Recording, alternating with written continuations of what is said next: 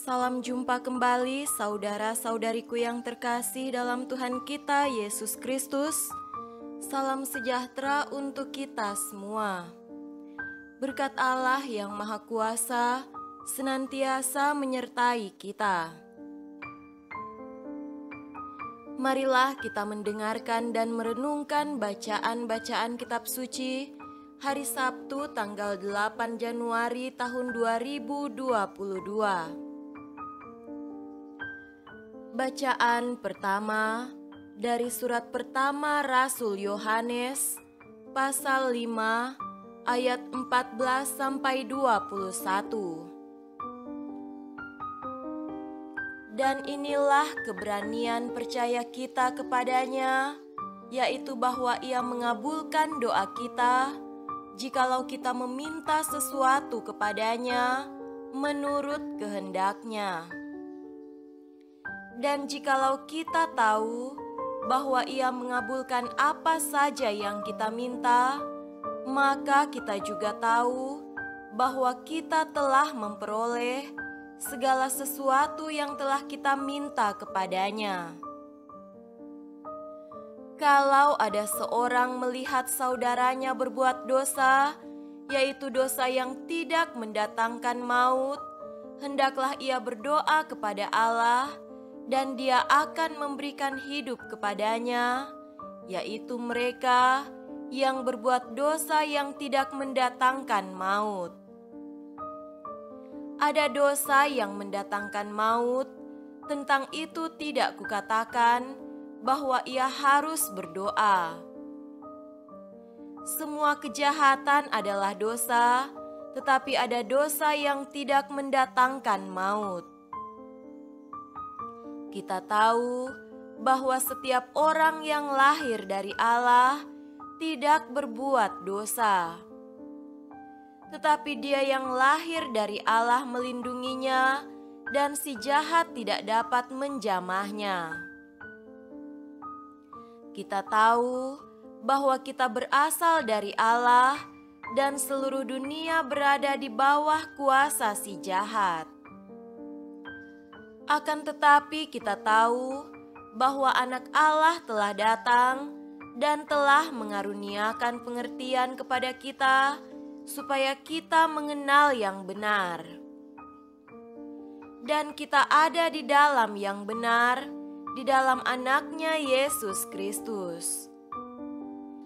Dia adalah Allah yang benar dan hidup yang kekal. Anak-anakku, waspadalah terhadap segala berhala. Demikianlah sabda Tuhan. Syukur kepada Allah.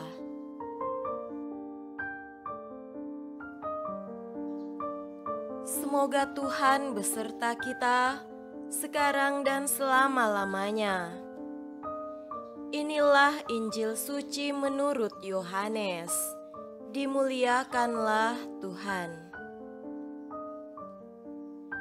Injil Yohanes pasal 3 ayat 22 sampai 30. Sesudah itu Yesus pergi dengan murid-muridnya ke tanah Yudea, dan Ia diam di sana bersama-sama mereka dan membaptis. Akan tetapi Yohanes pun membaptis juga di Ainon, dekat Salim, sebab di situ banyak air, dan orang-orang datang ke situ untuk dibaptis, sebab pada waktu itu Yohanes belum dimasukkan ke dalam penjara. Maka timbullah perselisihan di antara murid-murid Yohanes dengan seorang Yahudi tentang penyucian. Lalu mereka datang kepada Yohanes dan berkata kepadanya, "Rabi, orang yang bersama dengan engkau di seberang sungai Yordan, dan yang tentang Dia engkau telah memberi kesaksian, Dia membaptis juga dan semua orang pergi kepadanya." Jawab Yohanes, "Tidak ada seorang pun yang dapat mengambil sesuatu bagi dirinya, kalau tidak dikaruniakan kepadanya dari sorga. Kamu sendiri dapat memberi kesaksian bahwa aku telah berkata, "Aku bukan Mesias, tetapi aku diutus untuk mendahuluinya." Yang empunya mempelai perempuan, ialah mempelai laki-laki. Tetapi sahabat mempelai laki-laki yang berdiri dekat dia dan yang mendengarkannya sangat bersuka cita mendengar suara mempelai laki-laki itu. Itulah sukacitaku, dan sekarang sukacitaku itu penuh. Ia harus makin besar, tetapi aku harus makin kecil. Demikianlah sabda Tuhan. Terpujilah Kristus.